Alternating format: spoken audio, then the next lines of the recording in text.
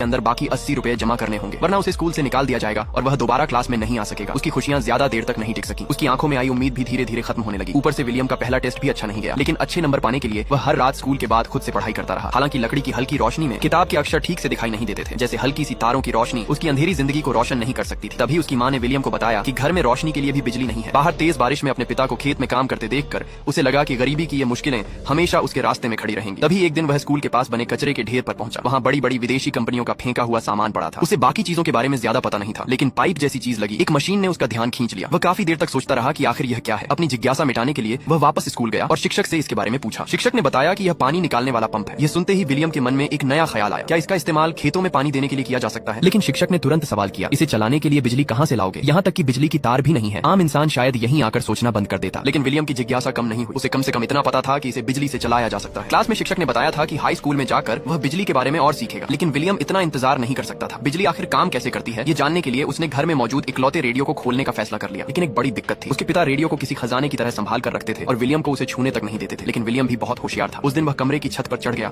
और ऐसे दिखाने लगा जैसे छत की मरम्मत कर रहा हो, लेकिन उसकी नजर बार बार अपने पिता की तरफ जा रही थी। जैसे ही पिता उसकी नजरों से दूर खेत की तरफ गए, वह तुरंत छत से नीचे आया। उसने रेडियो को पहले 8 हिस्सों में खोल दिया और फिर अपनी तेज याददाश्त से उसे दोबारा बिल्कुल उसी तरह जोड़ दिया। स्विच दबाते ही रेडियो पहले की तरह चलने लगा। अब उसके दिमाग में रेडियो का पूरा सर्किट बना हुआ था। विलियम कचरे के ढेर में बैटरी ढूंढने गया। एक बैटरी मिलने की पुष्टि होते ही उसे उम्मीद जगी कि अब वह इसे पानी के पंप से जोड़ पाएगा, लेकिन हैरानी की बात थी कि पानी का पंप फिर भी नहीं चला। विलियम समझ नहीं पाया कि आखिर खराबी कहाँ है, इसलिए वह चुपचाप वापस क्लास में जाने लगा और शिक्षक के साथ पढ़ाई करने लगा। लेकिन कुछ ही समय बाद गांव में एक बड़ा बदलाव आया। एक विदेशी कंपनी का खरीदार वहां आया और उसने गांव वालों से पूरे जंगल को बेचने के लिए कहा। गांव के मुखिया ने सभी लोगों को साथ लेकर इसका विरोध किया, क्योंकि अगर जंगल खत्म हो गया तो बारिश के मौसम में भयंकर बाढ़ आ सकती थी और सूखे के मौसम में जमीन पहले से भी ज्यादा सूख सकती थी, खाने की कमी हो सकती थी और लोग भूखे मर सकते थे। लेकिन इन सब के बावजूद विदेशी कंपनी ने जबरदस्ती जंगल के पेड़ों को काटना शुरू कर दिया। सामने गिरते हुए पेड़ों और आसमान में बदलते मौसम को देखकर विलियम समझ गया कि उसके पास अब ज्यादा समय नहीं बचा है। इसके बाद उसने चुपके से स्कूल जाना छोड़ दिया। वो पूरा दिन लाइब्रेरी में बैठकर हाई स्कूल की किताबें खुद से पढ़ने लगा। लेकिन जब उसके दोस्तों को इस बारे में पता चला तो वे उसका मजाक उड़ाने लगे। एक गरीब लड़का कुछ किताबों के सहारे इतनी बड़ी टेक्नोलॉजी सीखना चाहता था। शुरुआत में विलियम के पास इसका कोई जवाब नहीं था, यहाँ तक कि उसे खुद पर भी शक होने लगा। तभी उसके दोस्तों के म्यूजिक प्लेयर की बैटरी खत्म हो गई। सभी बच्चे इस बात से परेशान थे कि उनके पास नई बैटरी खरीदने के पैसे नहीं है। ये देखकर विलियम के दिमाग में अचानक एक बात आई। उसे अपनी पढ़ी हुई एक किताब याद आ गई और उसने पुरानी बैटरियां इकट्ठा करना शुरू कर दिया। फिर अपने दोस्तों के सामने